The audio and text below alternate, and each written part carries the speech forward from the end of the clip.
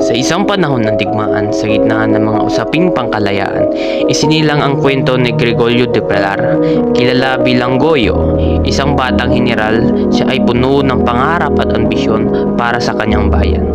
Habang siya ay nagtutungo sa labanan, dala niya ang matinding pagmamahal sa kanyang mga kababayan. Kinaharap niya ang mga hamon ng pagkikipagdigma laban sa mga Amerikano. Sa bawat tagumpay at pagkatalo, dala niya ang responsibilidad na pangalagaan ng kanyang mga kasamahan. Ngunit hindi lamang sa digmaan nakatayo ang kanyang laban.